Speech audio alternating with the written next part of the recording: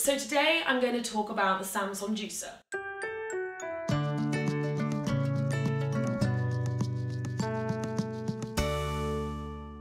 So a lot of people's New Year's resolutions are along the lines of healthier living, trying to be healthy, trying to eat the right things. So a lot of people are probably out there looking to buy a juicer. I've trialled several home juicers. Obviously, in an ideal world, we could all buy an incredible commercial juicer, but not all of us have the space or the money to be doing that. So these little home juicers are actually really efficient. And then my favourite out of all the ones I've tried so far is this Samson juicer. It's the 9005 model. And not only does it juice, it makes nut butters, it makes seed oils, all sorts of things. But I'm going to talk about its ability to juice. First of all, assembling things and cleaning things. There's several different brands of juicer out there. I find them all quite intimidating when I get all the parts in the box like this. I think, you know, it's quite complicated to put together, but this one really is really simple.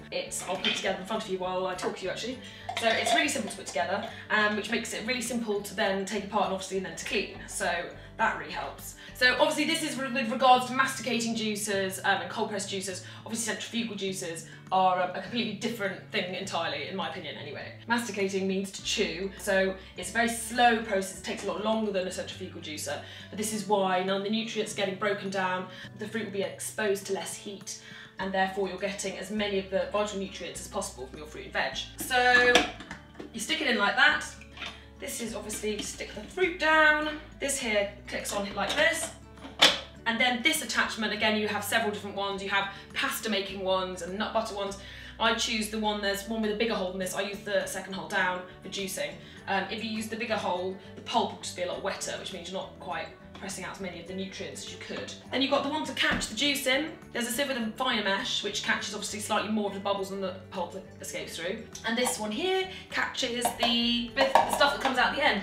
So it's as simple as that. And as you can see, when I press on, you can see the blade turning, so the fruit drops in there, turns around, it squeezes it through the sieve, and you get the pulp coming out at the end. So now for the ultimate test, I think this is the best way to test all juicers, is to use leafy greens such as Kale. I think it's probably the hardest one of them all. As you can see here, this kale is particularly dry and caustic. You couldn't imagine really there'd be a lot of juice in here. So let's do the ultimate test and stick in some kale and see what we get. Obviously don't use your fingers like I just did. You must use the prod. Right, on.